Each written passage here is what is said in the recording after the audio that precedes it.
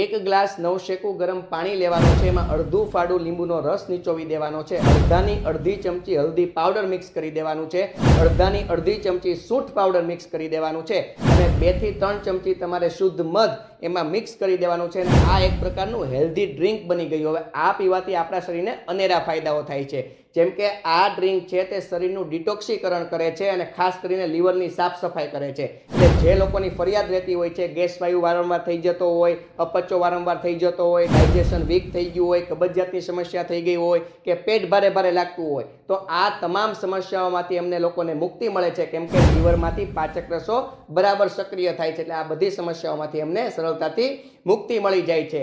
આ ડ્રિંક છે તે મેટાબોલિઝમને બૂસ્ટ કરે છે, મેટાબોલિઝમને સુધારે છે, પરિણામે વધતું જતું વજન છે તે કંટ્રોલમાં આવી જાય છે અને તમે ઈચ્છો એટલું તમે તમારું વજનને ઘટાડી શકો છો।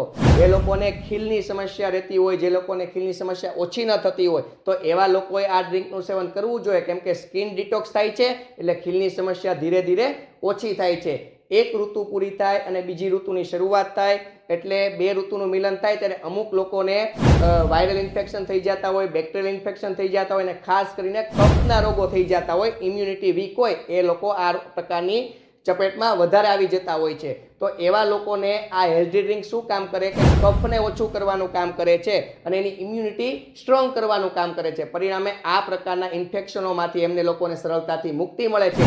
આ પ્રકારનું હેલ્ધી ડ્રિંક પીવાથી શરીરની થાક અને નબળાઈ દૂર થાય છે અને આપણું એનર્જી લેવલ પણ વધતું જતું હોય છે, દિવસ દરમિયાન કામ કરવાનો ઉત્સાહ યથાવત સ્થિતિમાં રહે છે। એટલે આ પ્રકારનું ડ્રિંક અવશ્ય પીવું જોઈએ।